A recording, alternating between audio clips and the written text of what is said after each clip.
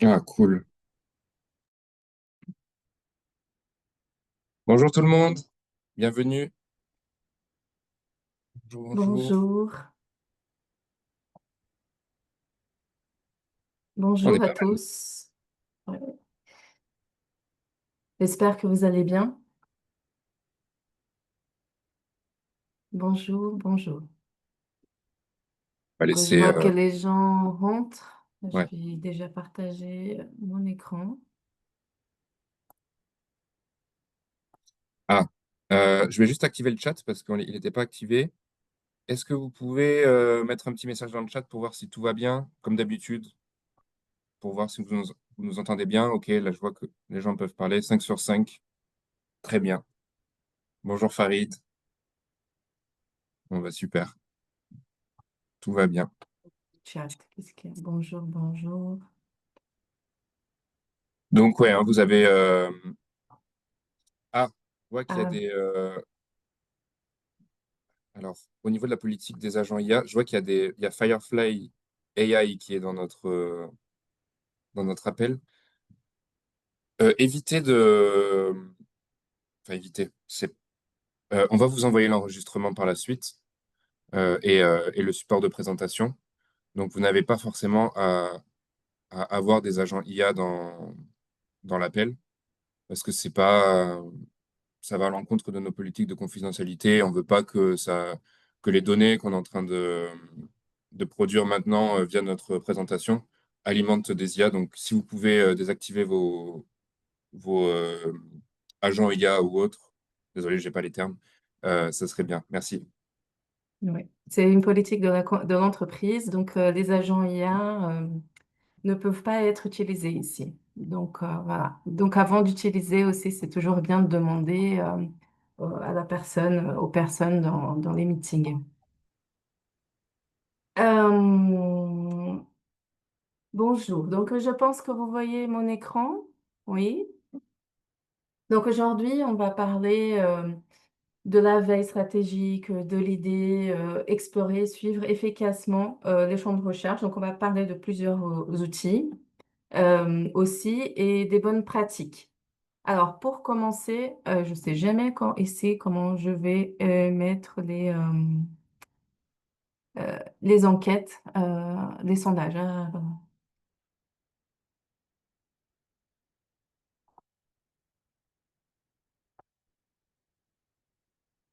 Est-ce que, Joanne, tu pourrais m'aider à mettre le sondage? Oui, je vais regarder. Poll, quiz. Euh, c'est lequel? Parce que j'en ai plusieurs là. Outils. Utilisation des outils de recherche. OK. Oui, Normalement, c'est bon. merci. Donc, pour savoir aujourd'hui quels sont les outils que vous utilisez, alors il y a d'autres outils, bien sûr. Et donc, là, j'ai fait quelques outils qu'on va parler ici, donc d'Elsevier, mais aussi de gestion de référence, parce que peu importe l'outil de gestion de référence, je vais parler de notre outil Mendeley, mais l'important, c'est que vous utilisez un.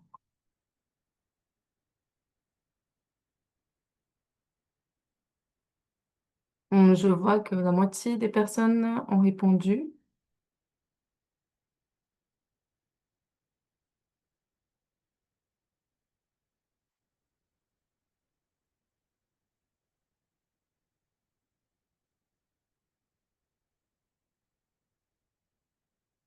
Donc, je vais attendre quelques secondes. Donc, voilà, c'est super. La grande majorité, en tout cas, qui est...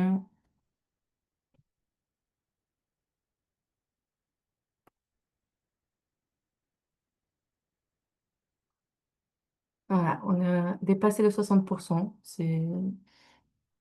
Et donc, la grande majorité utilise, 67% d'entre vous utilisent déjà Scopus, plus 70%, 75% Sciences Directes, et il y a en- voilà, plusieurs qui utilisent déjà, au moins 60% qui utilisent déjà un gestionnaire de référence.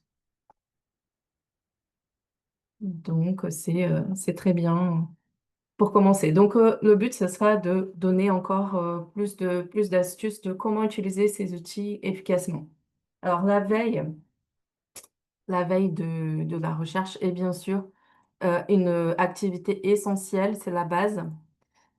Trouver une idée innovante, c'est la première étape pour contribuer efficacement pour la diffusion, pour votre domaine, pour les financements, aussi pour trouver, pour l'intérêt public, scientifique et social. Et bien sûr, on ne veut pas tout ce qui est à gauche, un travail obsolète, duplication, conclusion, incorrecte, etc.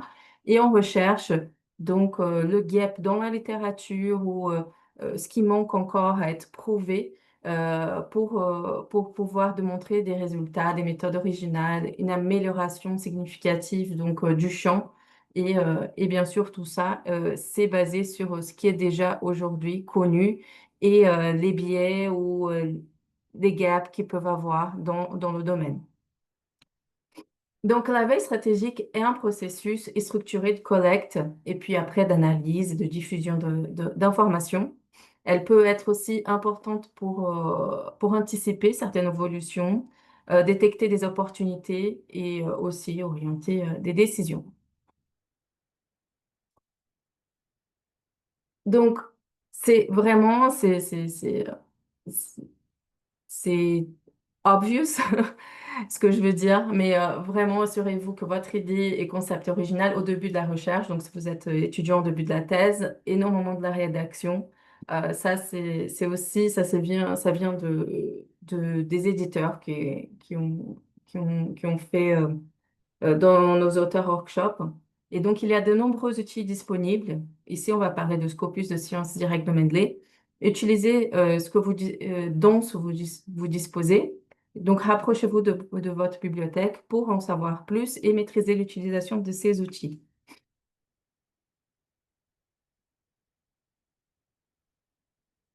Alors, on a parlé pourquoi elle est cruciale, c'est l'importance de la surveillance stratégique, la méthode organisée de gestion de l'information, donc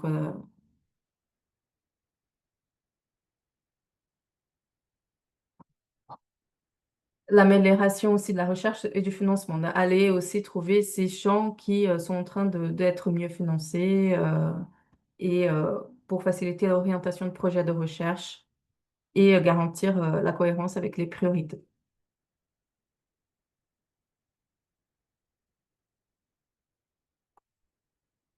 Alors, c'est vrai il y a un temps considérable que les chercheurs passent à lire et analyser les informations.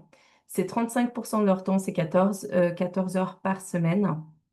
Donc, si on regarde cet aspect fondamental, qui est souvent sous-estimé du travail de la recherche, le temps qui est pris pour la lecture et l'analyse des publications scientifiques, c'est vraiment un défi de pouvoir optimiser, puisqu'on a dans le monde plus de 5 millions d'articles publiés chaque année, et il devient de plus en plus difficile de repérer les documents réellement utiles et d'extraire rapidement l'information pertinente. Et en plus aussi, on peut aussi en parler de la surcharge mentale, étant donné aussi d'autres activités que le chercheur doivent faire. Alors, je vais déjà parler, on va dire, entrer, avant de parler de bonnes pratiques, déjà, mettre les pieds dans le plat sur l'IA, puisque c'est quelque chose qu'aujourd'hui peut venir appuyer, améliorer l'efficacité de recherche. Et ça là, implique plusieurs aspects dans l'idéation, lecture et de diffusion et le partage. Et il y a un fort potentiel d'amélioration dans la partie lecture et analyse grâce à l'IA pour booster l'efficacité. Mais l'IA génératif, peut nuire aussi à l'intégrité académique et à l'excellence en recherche. On a vu plusieurs exemples, et ici, c'est des exemples d'avocats qui ont utilisé ChatGPT pour faire, voilà, pour écrire leur rapport, et ça a été condamné parce que il avait déjà créer des choses, créer des faux extraits, des citations de jurisprudence inventées. Et ça, c'est la même chose avec la recherche aussi. Si on demande à ChatGPT, il invente des choses. Donc, il y a aussi des préoccupations sur l'intégrité académique en utilisant l'IA. Il y a aussi par rapport à la fuite de données. Donc, les entreprises veulent aussi entraîner leur modèle d'IA génératif, donc sauf indication contraire dans la politique ou si vous êtes des inscrits, tout ce que vous saisissez dans une IA est susceptible d'être utilisé pour entraîner ce modèle. Comme certains disent, soit rien n'est gratuit, soit on est le produit, soit on paye un produit. Alors, il y a ce changement, puisqu'il y a l'IA qui peut vraiment aider, mais est-ce que le risque lié à l'IA vaut-il les avantages? Donc là, c'est des réponses qui viennent d'un d'un rapport. Donc, face à la masse d'informations, des millions d'articles, des chercheurs, ils veulent utiliser ces outils, déclarent déjà utiliser ces outils, la majorité des chercheurs, à des moments du processus. Mais c'est vrai que ces outils, ils sont des moteurs de prédiction, de probabilistes de mots, et donc ils vont aussi générer des nombreuses affirmations fausses et non traçables. Et ces outils existants pour la recherche ne vont pas examiner non plus des grandes quantités de textes intégrales pour faciliter la lecture. Et on sait aussi que moins de 50% des faits clés figurent dans un résumé. Et à ce fait, les bibliothécaires expriment à juste titre des préoccupations concernant les outils de l'IA non conçus pour la recherche. Alors, c'est pas tellement est-ce qu'on va utiliser l'IA ou pas, c'est quelle IA, pourquoi faire. Par exemple, ChatGPT est très bien pour faire des choses hors scientifique, hors la recherche. Euh, Parfois, on utilise ici pour traduire des textes, etc. Pour brainstormer sur voilà, des idées de présentation, peut-être, des choses comme ça. Mais quand on parle de IA pour faire de l'analyse de texte, pour aller chercher, on a besoin là d'une IA différente. Donc, c'est vraiment avoir cette connaissance que quelle IA je vais utiliser, pourquoi faire et qu'est-ce qu'elle me et pourquoi et qu'est-ce qu'elle m'offre en retour. Pourquoi je vais utiliser cette IA plutôt qu'une autre. Donc ça, c'était déjà pour introduire cette idée, parce que je pense que là, c'est tout le temps, quand on parle de recherche maintenant, ça revient tout le temps, ce genre de questions. Mais maintenant, on va parler et puis on va revenir après sur les outils d'IA aussi. Alors, comment trouver une idée de recherche? Bien, on va devoir observer les tendances. Parce que la question est comment transformer cette masse d'informations en idées de recherche pertinentes. Et donc là, c'est vrai, la veille scientifique, elle ne va pas être remplacée par l'IA, même si on peut jouer, on peut s'aider de l'IA à certains moments. Donc là, c'est repérer les publications et les nouveautés émergentes, donc observer les tendances, parcourir les articles, et on peut du coup utiliser des bases telles que Scopus ou d'autres bases de données scientifiques qui ont un scope large, c'est-à-dire plusieurs éditeurs. Donc, ces bases de données, donc Scopus, il a plus de 7000 éditeurs, par exemple. Et donc, ça permet de faire, d'aller dans une base de données large pour regarder ce qui a été publié au lieu de faire des bases de données de chaque éditeur. Ça pouvait être PubMed, ça dépend de votre Embase, ça dépend de votre domaine. Après, on va donc identifier un problème non résolu, consulter les limitations et les perspectives des publications. Bien sûr, échanger avec des spécialistes, vos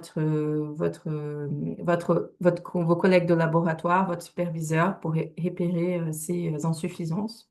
Croiser les disciplines. Alors, l'interdisciplinarité, c'est où il y a vraiment, on voit l'innovation qui peut émerger de technologie qui peut être appliquée ailleurs du champ qui a été conçu originellement.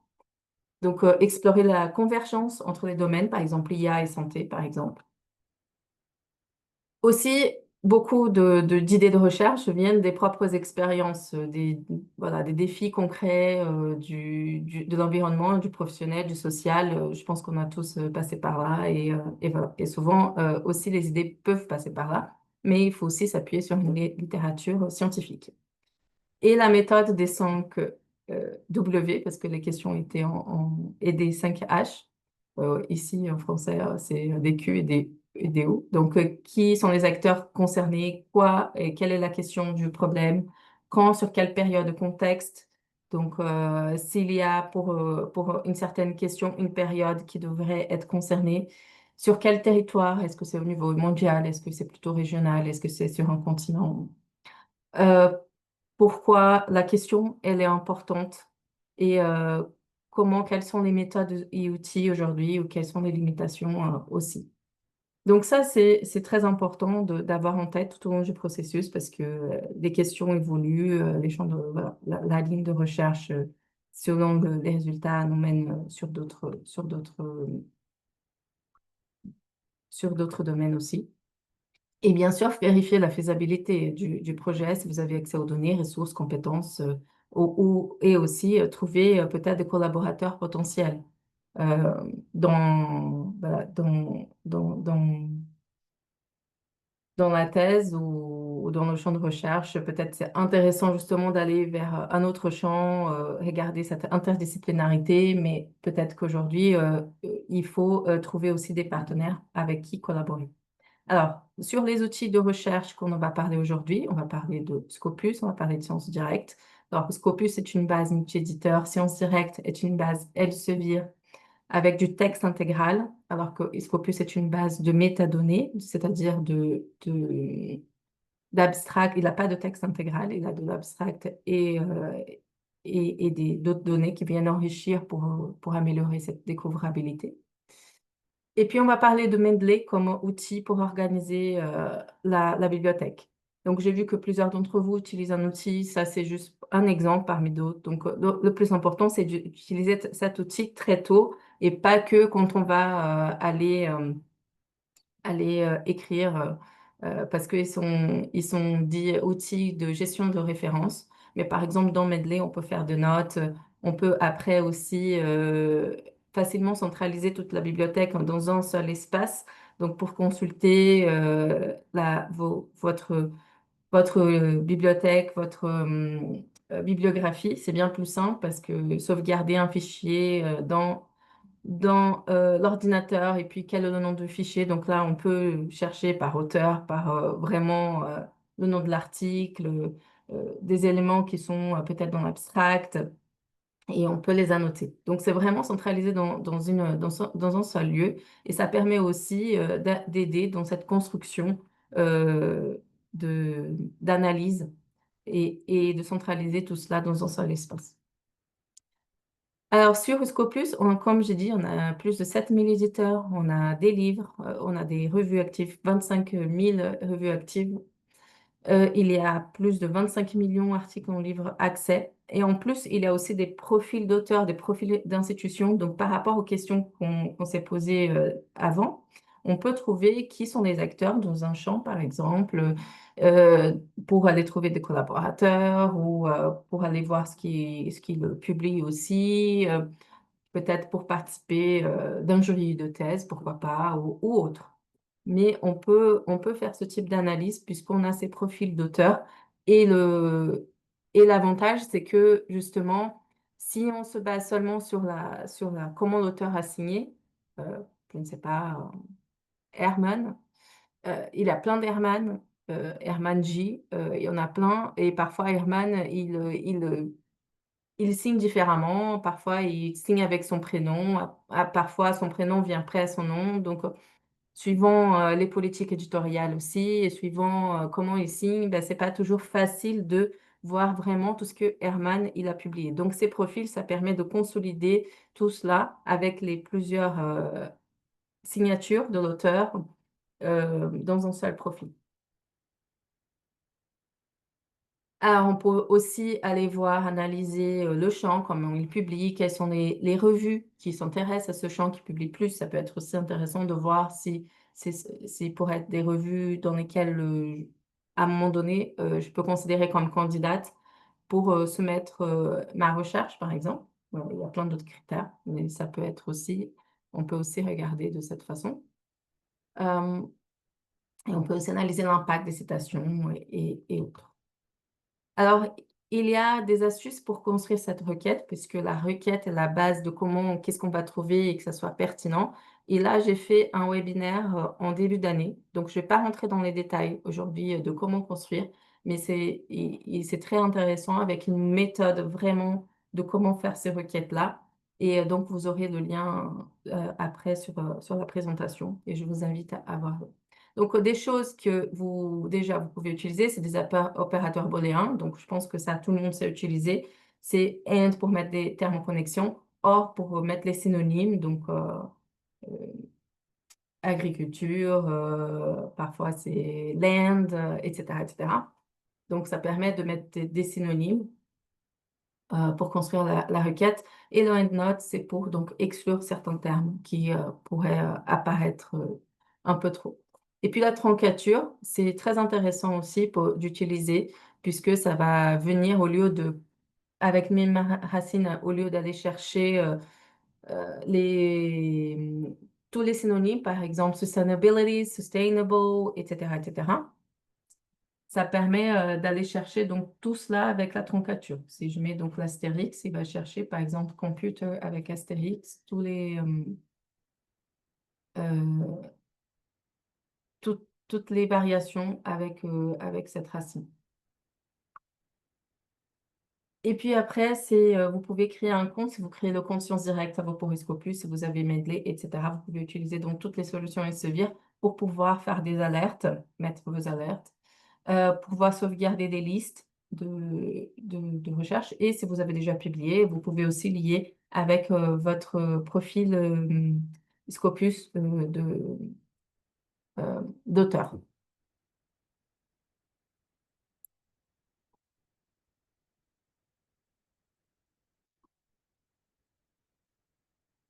Et Mendeley, donc comme Mendeley est un logiciel gratuit de gestion de références, comme je dis, utilisez celui qui est le mieux pour vous.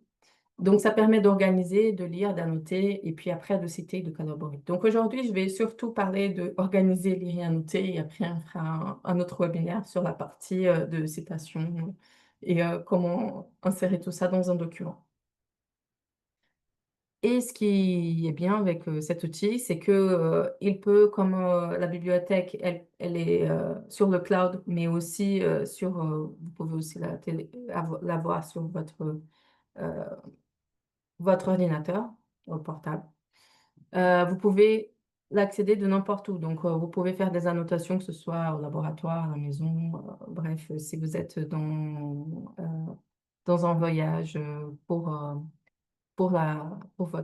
votre étude, par exemple pour des paléontologues ou autres. Vous pouvez accéder à votre bibliothèque et continuer de travailler dessus. Et parfois aussi, on n'a pas les mêmes ordinateurs. Moi, par exemple, quand j'étais en thèse, j'avais l'ordinateur du travail, mais j'écrivais beaucoup ma thèse sur mon ordinateur personnel. Donc, ça permet aussi d'avoir accès de n'importe où, de n'importe où je suis, où je travaille.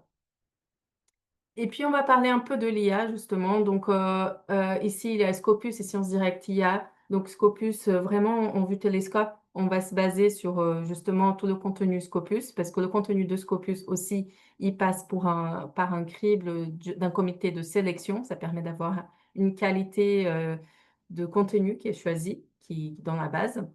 Donc, et donc là, on va utiliser les résumés et les profils pour avoir un aperçu de la recherche. Et puis, du côté Sciences Direct AI, ça sera plutôt de la lecture et l'analyse. Alors, certains d'entre vous ont déjà des accès et certains pas, ça dépend du coup de vos accès. Euh, et donc, Sciences Direct AI, on va pouvoir donc utiliser, ça va piocher vraiment dans le texte intégral. On va pouvoir dialoguer avec l'article, comparer des expériences entre les articles, et ça peut être aussi des articles hors Sciences Direct. Et bien sûr, ces IA, elles répondent à des principes. Ça, c'est des principes qui sont utilisés ici chez Elsevier pour utiliser les IA. Pour évaluer l'impact concret de nos solutions sur le champ, donc sur des individus. à éviter la création, la perpétuation des biais injustes, c'est-à-dire qu'il y a aussi euh, chez les développeurs donc la minimisation des biais qu'ils peuvent avoir dans une question. Donc, c'est la question est partielle que l'IA l'interprète d'une manière plus neutre, par exemple. La transparence, vous allez voir les étapes qui sont décrites dans l'outil IA, comment il a fait pour faire la réponse. Une supervision humaine pour assurer la responsabilité. Donc, il y a derrière des équipes qui travaillent aussi pour justement que la réponse soit voilà, sur les biais, pour minimiser les biais, pour minimiser les hallucinations. Euh, mais étant IA, parce qu'il y a toujours des risques avec l'IA. Et puis aussi protéger la vie privée et avoir une gestion rigoureuse de données. Donc, on partage pas les requêtes sont pas utilisées, euh, elles restent confidentielles. Donc, par exemple, dans l'IA de Scopus, il y a une recherche vectorielle, donc qu'on utilise sur une base, sur une base de Scopus, qui est donc la base voilà, avec des revues qui sont sélectionnées pour entrer dans cette base. Donc, il y a un contenu avec une qualité qui est assurée. Donc, il y a plus de 120 millions de résumés vectoriels. Après, le Health Checker, c'est-à-dire qu'il va vérifier l'exactitude de chaque affirmation relative au document source. Après, vous avez aussi le Copilot. Donc, ce n'est pas le Copilot de Microsoft, c'est un outil Copilot de l'IA qui est transparent. Vous allez le voir comment il va faire donc une recherche par mots-clés et il montre la recherche qu'il a traduit avec mots-clés là. Euh, une couche de réflexion de 3 niveaux, c'est-à-dire qu'il va dire je n'ai pas trouvé de données sur votre question, mais il y a des données sur ci ou cette question, mais pas exactement la relation directe entre cela. Donc, il va vous donner ces niveaux de confiance et de réflexion sur la réponse. On aussi avoir cette atténuation de biais d'hallucination puisque c'est testé à l'aide d'un mélange des cadres d'évaluation, ces IA-là, toujours, et la protection de vie privée. Donc, elle n'est pas stockée et utilisée pour l'apprentissage du LLM. Et maintenant, on va aller dans la démo. D'ailleurs,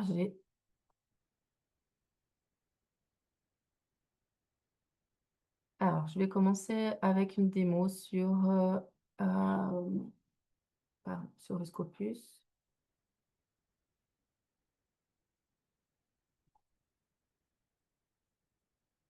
Puisqu'on va passer plutôt donc du panel le plus large pour aller après à Fini. Donc, étant, comme je dis, Scopus, une base de abstract et d'indexation qui couvre plusieurs éditeurs, ça permet d'aller ici. Donc, on peut faire des recherches de documents avec des mots-clés. Donc, et là, encore une fois, je vous invite à voir comment faire ces recherches-là. Sur le webinaire que j'avais fait, comment monter justement cette requête de mots-clés avec une méthode qu'on appelle la méthode des perles. On peut aussi regarder donc les auteurs. Donc ici, vous êtes un auteur, vous pouvez aller le voir. On peut aussi regarder les auteurs dans un champ. Par exemple, si je regarde Exoskeleton Material, il va me donner donc les personnes qui ont publié depuis 2021 sur ce champ. Et donc, je peux voir leur profil, ce qu'ils ont publié, les documents sur des champs. Et je peux voir donc leur profil, sur quoi ils travaillent. Donc ici, vous avez tous les documents de cet auteur. Vous avez l'impact, les citations, et il a pas mal de préprints aussi. Donc on a des préprints au niveau de l'auteur, c'est-à-dire des publications qui sont avant, avant la révision de pairs, du peer review. Et vous avez aussi ce qu'on appelle les topics. Les topics, c'est aussi une autre couche d'IA dans laquelle on va faire des groupements de documents pour voir dans quel sujet ils publient par rapport à ces groupes de documents. Et donc ça, ces topics, C'est les topics dans lesquels, donc les thèmes dans lesquels qu'il a publié depuis 2021. Et là, il y en a plusieurs. Skeleton for Enhanced Work Support and Safety. Il y en a 42. Ici pour la réhabilitation, il y en a 12 et ainsi de suite. Donc, ça permet aussi d'avoir déjà une vue sur les sujets qui travaillent. Bon. Là, c'est plutôt pour les institutions, donc pour voir leurs données institutionnelles au niveau de l'université, par exemple, toutes les publications. Et puis, il y a aussi la partie Scopus AI. Donc, certains peuvent avoir accès, d'autres non.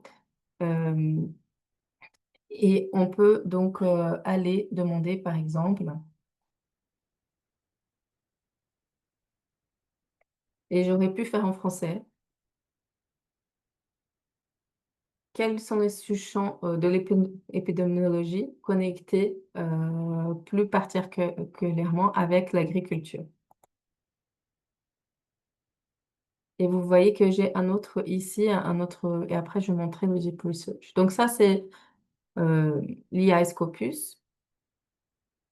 Ici, derrière ça, c'est le copilote qui dit comment il fait la réponse, basée sur quoi. Donc, il fait une recherche basée sur le langage naturel.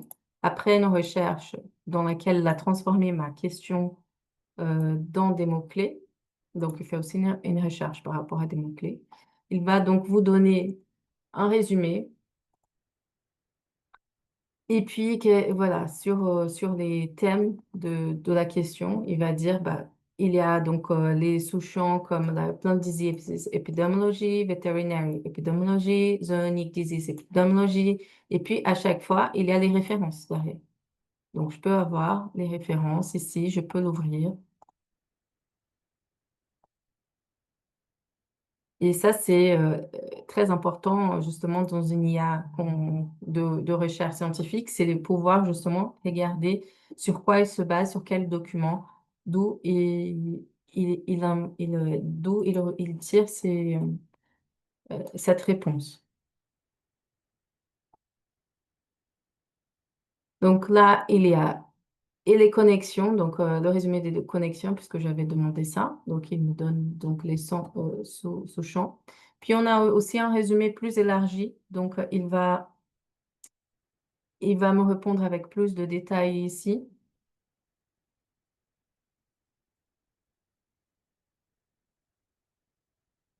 On a aussi une carte conceptuelle.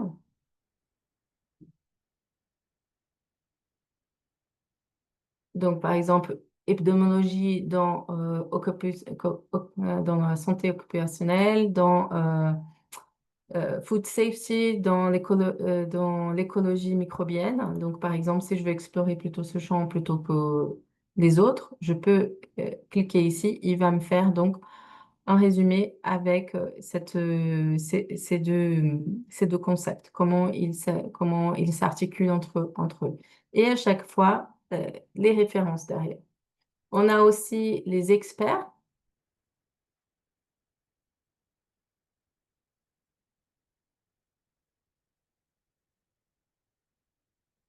Donc ici, c'est les experts, les trois experts qu'elle a trouvés. Les thèmes émergents, c'est-à-dire les thèmes qui gagnent de plus en plus d'attention. Et là, on peut voir. Donc ça, c'est un thème qui est, est consistant. Par exemple, il y a des thèmes qui sont émergents. Donc dans ce cas-là, il aurait mis émergent. Et là, c'est l'étude spatiale dans l'agriculture qui se focalise dans la distribution et dans les déterminants des maladies de la santé dans les populations. Donc voilà, donc il dit ici, et puis les hypothèses qui pourraient être intéressantes. Et donc on peut aller là encore, il va nous faire des résumés sur ces hypothèses. Et puis je peux après faire des questions et interagir avec lui selon la réponse pour savoir de plus en plus, euh, pour affiner donc ce résumé. J'ai aussi ce Go Deeper Questions, donc ça permet aussi de faire des questions il propose des questions par la suite.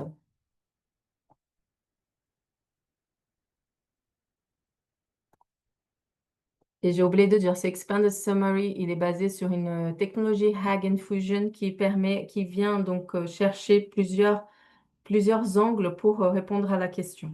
Donc, sur cette question donnée, il va faire plusieurs questions d'angles différents pour pouvoir construire ce résumé.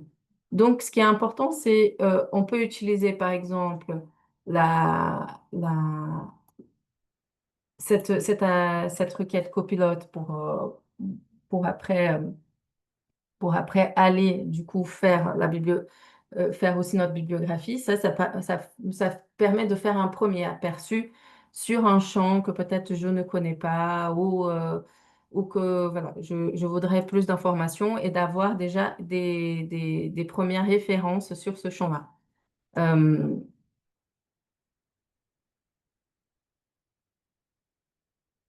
donc ici, c'est tout ce qui est, donc j'ai ouvert les références, donc ça permet aussi, en utilisant un autre ou Mendeley, de venir déjà importer ça vers ma bibliothèque. Alors, il va aller prendre le PDF, mais ça dépend de mon accès. Donc là, je n'ai pas accès à ce PDF, donc ça va dépendre de l'accès au PDF.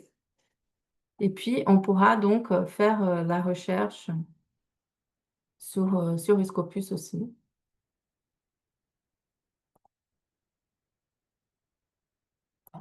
Mais je vais faire une recherche plus simple que ça.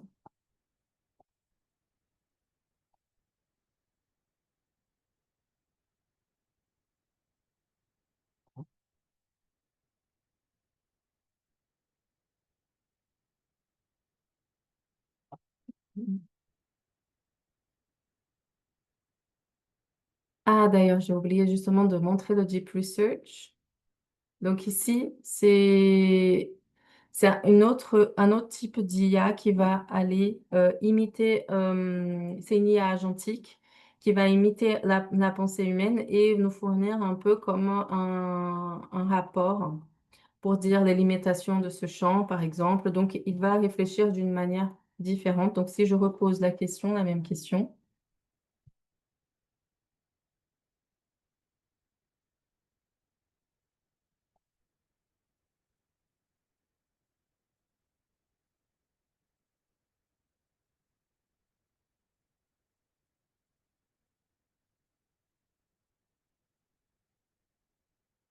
j'ai déjà une question ici qu'il a faite.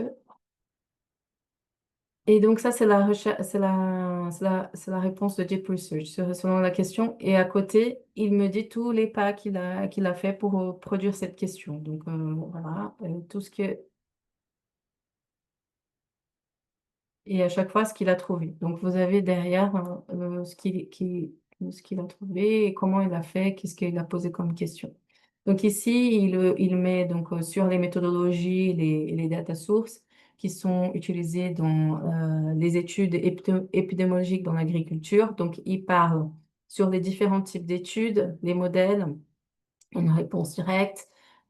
Quel était le scope de cette étude? Donc là, il a fait sur les 30 ans, les disciplines qu'il a utilisées, les méthodes qu'il a trouvées, les limitations et les inférences, donc intégration de différentes sources et limitations, donc c'est la qualité des données, etc., etc. Donc là, il met aussi des suggestions sur la recherche. Donc, ici, et puis après, il fait tout un résumé, une réponse encore plus détaillée sur la relevance, les theoretical framework, etc.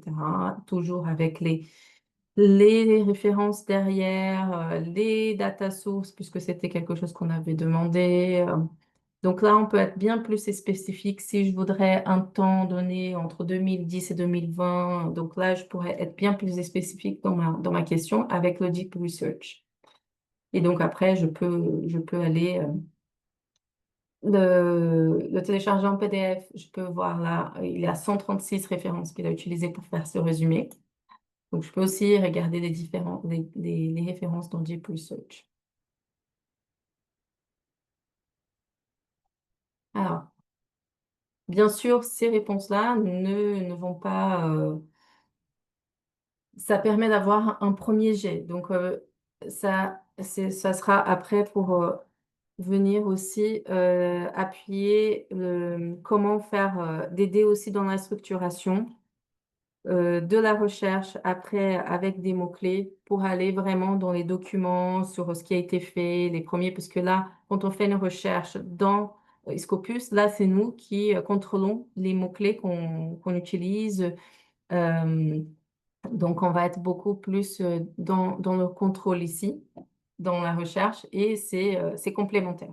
Donc ici, j'aurai les dernières, ce qui a été voilà, publié dernièrement ou sur un champ donné. On peut aussi analyser les résultats, voir quel est le rythme de publication dans ce champ dans les dernières années, par exemple, dernières 5 ans. Est-ce que ça prend de l'ampleur? Est-ce que c'est un champ qui est assez stable? euh, Par exemple, dans les derniers 5 ans, et on voit que c'est une croissance assez fulgurante entre 2020 et 2024 ou 2025. On peut aussi voir, donc, comme j'ai dit tout à l'heure, les revues qui ont plus d'appétence. Là, on voit le volume d'articles publiés par ces revues avec les mots-clés que j'ai choisis ici. Et après, si on veut, on pourrait voir, on clique ici, sur les mesures de qualité de ces revues-là. On peut voir aussi les auteurs. Donc là, je bouge la fenêtre et là, c'est une recherche de mots-clés dans les documents de l'auteur. Donc là, c'est les mots-clés que moi j'ai utilisés. Donc c'est différent sur cette période de temps. Donc si je change la période, probablement les auteurs ici vont changer aussi. Les affiliations, les temps, les voilà, subject area et aussi les organismes de financement, donc National Institute of Health, entre autres.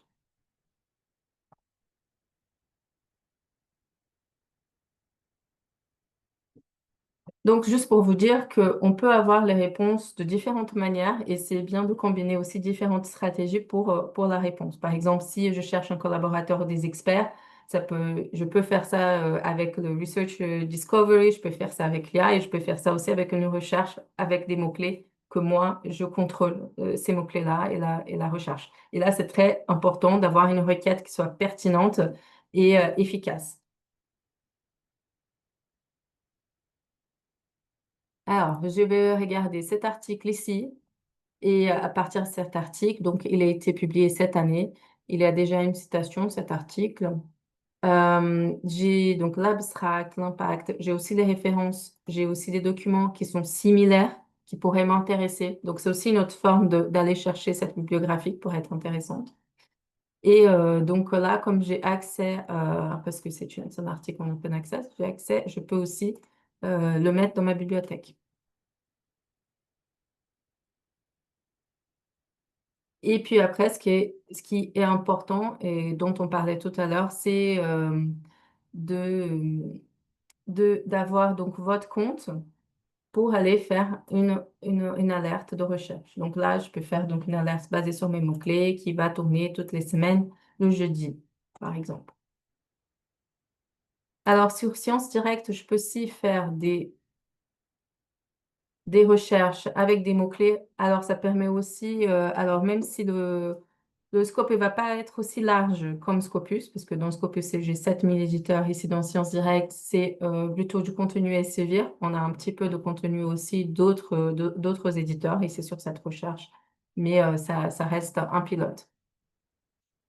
Et ici, la requête, elle est moins professionnelle parce qu'il y a des choses que quand je mets ici, mes mots-clés, il fait automatiquement une lemmatisation un peu plus large. Et aussi, je vais chercher dans le texte intégral.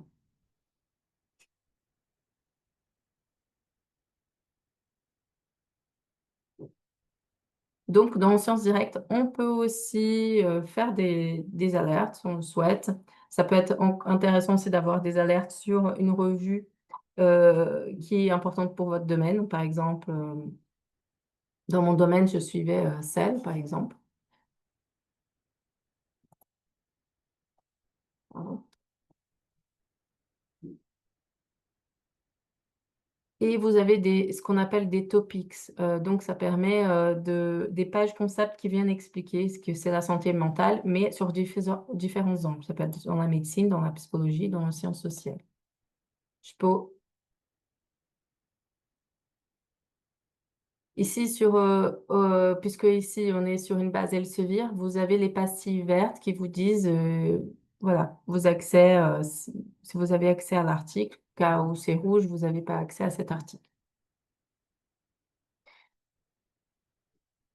Et avec le module IA de Sciences Directes, on peut avoir cette comparaison d'expériences. Donc, par exemple, là, je vais comparer ces expériences-là. Je ne sais pas. Alors, c'est pas sur le Search Article, par exemple, où il va me faire un tableau des méthodes, des résultats et des conclusions sur ces articles.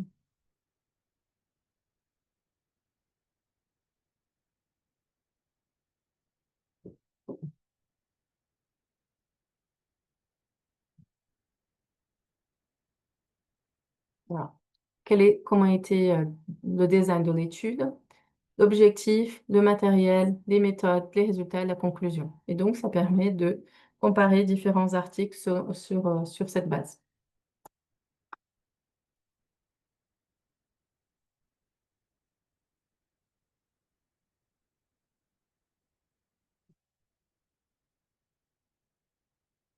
Alors, ici, sur Sciences Direct, on a déjà voulu mettre des highlights. Donc, souvent, dans les articles, on met ces highlights ici pour voir si l'information est déjà pertinente pour vous, justement. Avec l'IA, le module IA, on peut aussi aller interagir avec l'article, voilà, poser des questions sur l'article. Ici, j'ai demandé de me faire un résumé, par exemple, de cet article.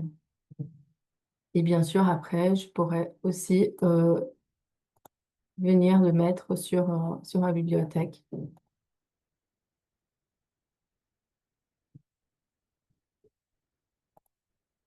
Voilà, sur Mendeley.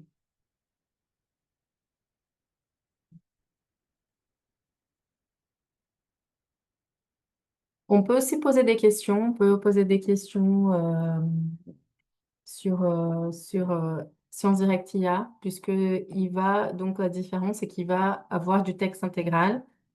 Elsevier, il y a aussi du texte intégral 10% aujourd'hui et on est en train d'enrichir aussi d'autres éditeurs.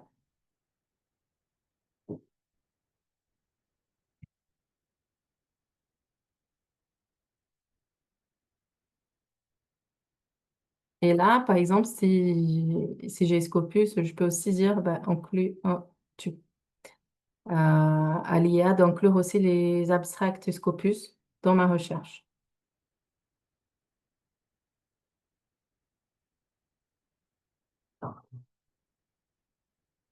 Voilà. Donc, le résumé est un petit peu différent. Il se structure d'une manière différente. Et voilà, il me donne aussi un tableau avec la méthodologie et les sources de données. Et puis après, toujours des références, bien sûr, parce que c'est très important. Il y a les related insights, donc d'autres choses qui peuvent être intéressantes. Et il y a aussi des emerging themes qui est sur Scopus. Donc, ce serait, il prend de Scopus. Donc, c'était ce qu'on avait vu là-bas. Donc, c'est un consistent theme. Bon, c'était une autre question. Et là, par exemple, agroécologie et open data, c'est un rising. C'est un thème qui prend plus d'intérêt. Et ça, c'est un nouveau thème, Spatial and Temporal Analysis in Agriculture Epidemiology.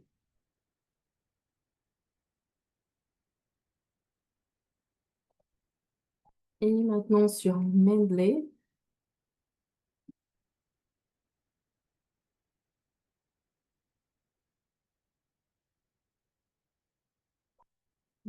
Donc là, j'ai ajouté des choses dans ma bibliothèque Mendeley. Je vais le ouvrir ici.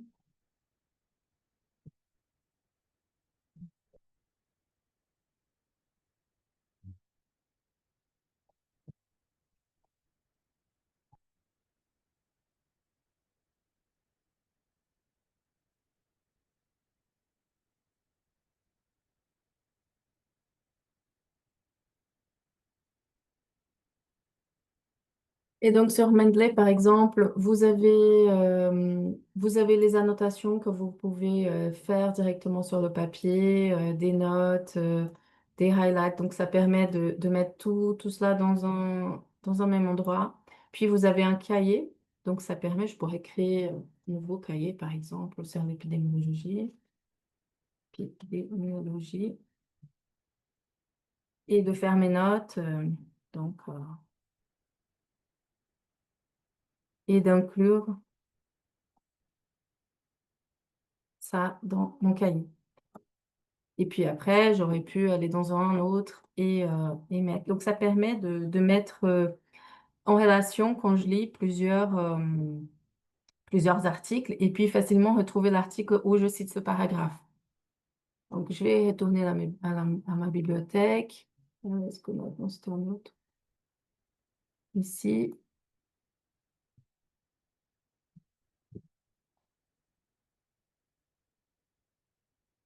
Non, ça c'est santé mentale.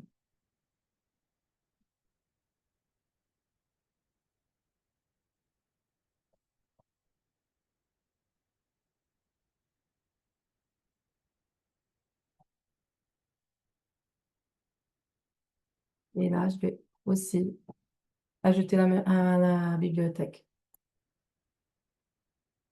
Donc, ça permet, vous pouvez centraliser tout ça, comme voilà, vous pouvez les organiser en catégories, en collections, comme vous souhaitez. Pour chercher, c'est bien plus simple parce que ça ne dépend pas d'un nom de fichier. Vous pouvez chercher sur le titre, par exemple.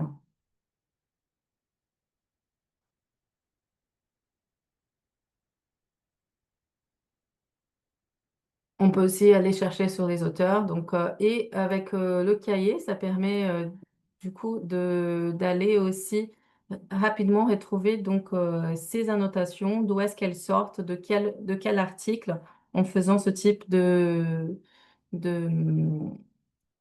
d'annotation. Alors, en ayant le module IA, vous pouvez aussi les lancer d'ici, que ce soit Sciences Direct ou Scopus, et faire votre question. Et là, c'est par exemple, c'est pas un article de Sciences Direct, mais j'ai aussi l'assistant de lecture de qui apparaît ici, qui permet aussi d'interagir avec le PDF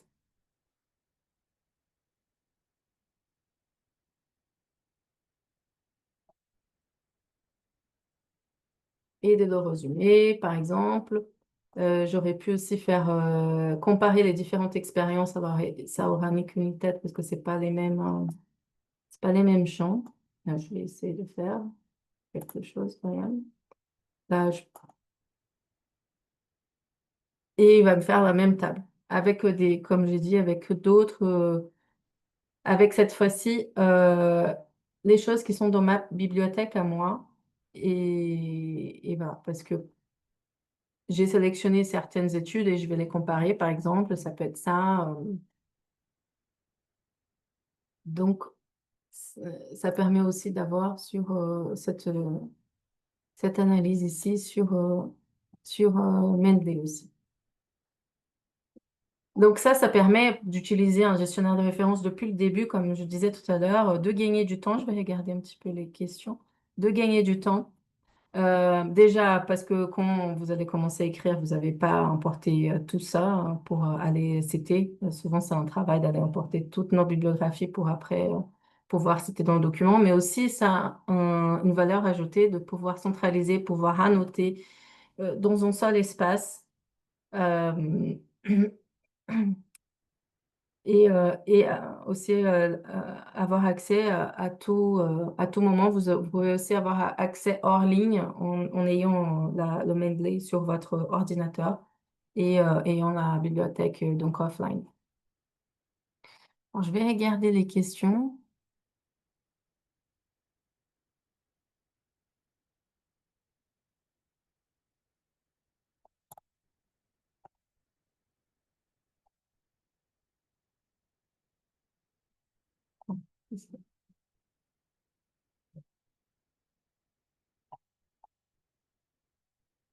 Non, j'ai pas de questions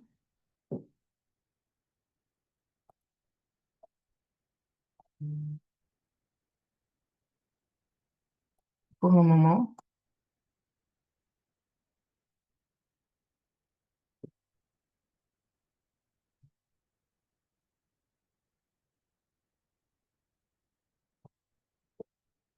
Alors, ça, j'ai déjà montré là sur la démo tout ce qui était inclus dans la réponse de Scopus IA. Donc, sur Deep Research, donc c'est une IA agentique qui vise à simuler certains aspects de la pensée humaine, donc vous avez vu tout à l'heure. Et donc, tout est référencé, bien sûr. Donc ici, c'était plus pour vous montrer donc les différents outils que vous avez, IA ou pas IA. Donc vous avez les requêtes Scopus, vous avez les profils. Donc on peut aussi, pour aller chercher des collaborateurs, vous avez plusieurs moyens de chercher ces profils-là à partir d'une requête de mots-clés qui doit être bien structurée. Et aussi, vous pouvez aussi utiliser donc Research Discovery pour voir dans un champ. Dans le profil en soi, vous avez les topics, etc. La question de faire des alertes et encore une fois d'optimiser vos requêtes. Et vous pouvez aussi les itérer. Donc, en ayant votre espace et créer votre espace, vous pouvez donc gérer, euh, vous venir ici, vous pouvez gérer donc vos alertes. Et si par exemple vous voyez qu'en fait il faut inclure un synonyme que vous n'avez pas pensé avant, vous voulez, donc vous pouvez les éditer. Donc ici vous avez aussi, par exemple,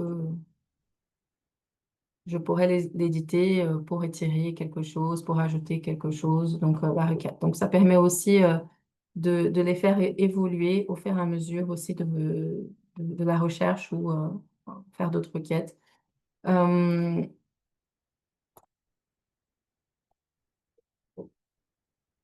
Sur Science Directe, vous pouvez aussi faire des requêtes.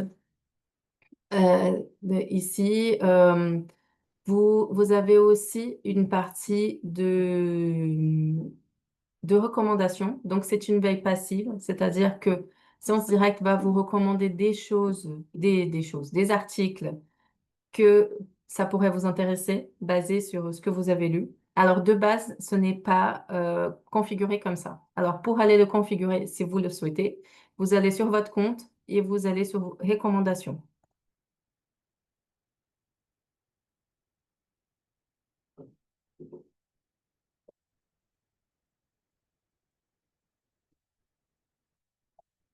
Et là, les recommandations dans les préférences, c'est où je vais dire oui, je veux des recommandations personnalisées. Et donc, il va donner ces recommandations basées sur les articles que vous avez consultés. Bien sûr, il faut être connecté avec votre compte pour avoir cette recommandation lorsque vous consultez ces articles, pour avoir des recommandations qui sont relevantes.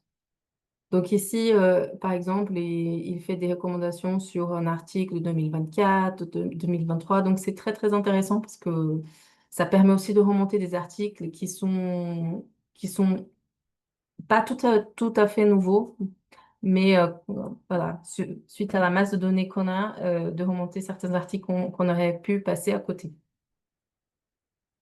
Et vous recevez ça aussi par email. Après, vous pouvez aussi sauvegarder votre historique. Donc, si vous le souhaitez, encore une fois, c'est dans les préférences. Si vous voulez garder votre historique de Science Directe et si vous avez consulté un article, vous ne vous souvenez pas, vous avez fermé la fenêtre. Donc, vous pouvez l'activer ici. Donc, sur History, alors il y a l'historique de recherche et il y a l'historique de consultation. Donc là, le mien, il est on, mais par défaut, il n'est pas activé. Donc, si vous le souhaitez activer, vous allez sur votre compte historique de lecture, et puis vous pouvez le mettre, l'activer.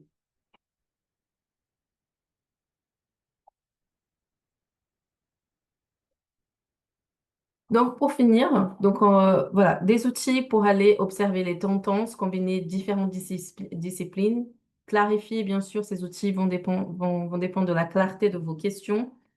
Euh, et bien sûr, consulter les bibliothèques pour les ressources et les formations de ces ressources et vraiment utiliser de ce que vous avez à disposition et soyez proficient sur ces outils pour que ce soit, vous en tirez le meilleur de tout cela. Alors, par rapport à l'IA, elle va pas, elle va aider, elle aide les chercheurs, mais elle ne remplace pas. Donc, il y a une accélération pour vous aider dans la lecture, etc. Mais il y a des risques aussi d'hallucination, de manque de transparence, d'impact d'intégrité et de réputation. Donc, c'est vraiment savoir quelle IA utiliser et pourquoi et quelles sont les limitations de chaque IA aussi. C'est intéressant de voir ça. Donc, certaines IA sont très bien pour des cas, pour certains cas. Et donc, ça, voilà, la logique qu'on va devoir appliquer un peu n'importe où. Quelle IA me correspond mieux pour quel but. Et donc, bien sûr, l'IA, elle sera bien avec la combinaison de bases de données fiables et une analyse complexe aussi de texte aussi, donc combiner ces deux aspects et avoir donc et aussi avoir la transparence sur quoi, sur quelle littérature, sur quoi elle se base, donc sur tout le web, sur quels éditeurs, sur quelle revue, donc pour pouvoir voir donc si les données sont vérifiées, s'ils sont voilà, de qualité et avoir ces références-là. Donc pour ceux qui souhaitent, j'ai après sur la pub, sur le support, j'ai mis quelques webinaires que je pense que c'est intéressant. Donc là, sur les requêtes, sur la publication scientifique et puis aussi sur l'IA et la publication réglementaire et éthique aussi, qu'on avait fait en début d'année. Et pour ceux qui veulent le certificat, donc vous avez là sur la page, il sera aussi envoyé par email demain. Donc vous l'aurez demain par email. Voilà.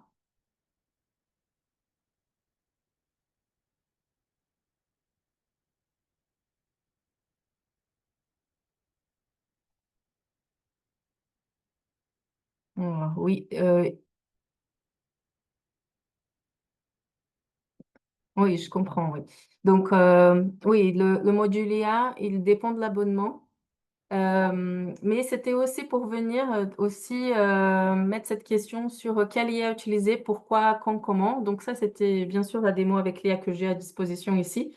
Euh, mais c'est important aussi voilà, de savoir les limitations des IA disponibles et autres. Peut-être que vous avez d'autres outils à disposition mais aussi, l'IA ne va pas remplacer votre travail. Donc, vous pouvez toujours heu, utiliser Scopus. Donc, c'était vraiment une réflexion, je voulais aussi prendre cette réflexion parce que quand aujourd'hui, je présente ce genre de choses, je peux pas plus ne présenter l'IA parce que j'ai beaucoup de questions aussi, sur ça. Donc voilà.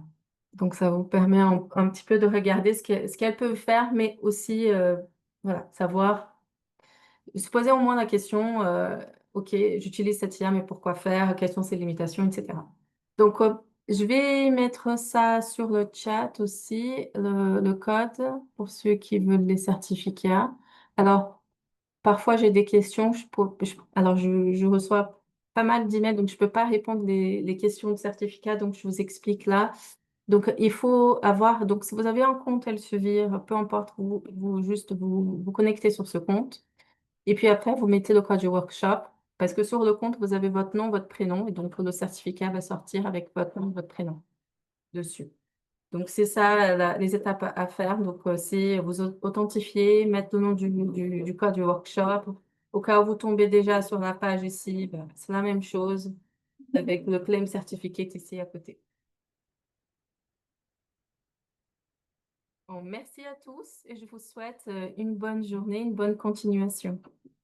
Au revoir.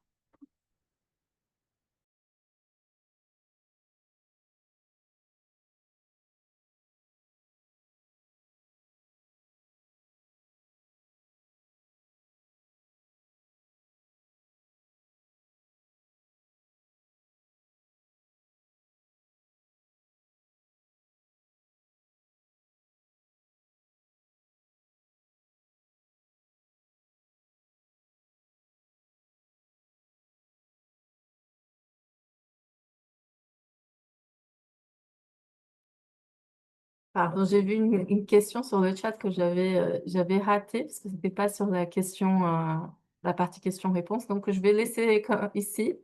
Et c'était très intéressant. C'était une question: «Est-ce que cet outil est autorisé par les revues pour la publication d'articles?» Alors, l'outil, il peut être utilisé, puisque c'est voilà, c'est une réponse, sur une question donnée. Maintenant, c'est comment vous utilisez. Vous allez pas copier et coller, la réponse, dans l'article. Vous devez structurer votre article avec vos propres mots. Donc, et les éditeurs peuvent avoir des chartes différentes. En tout cas, chez nous, l'utilisation de l'IA doit être, mentionnée quand vous publiez des articles et elle est autorisée pour, amélioration de langage, pas pour, écrire l'article. Bon, voilà, je permettrai de revenir sur ce point parce que je trouvais la question intéressante et bah, bonne journée maintenant.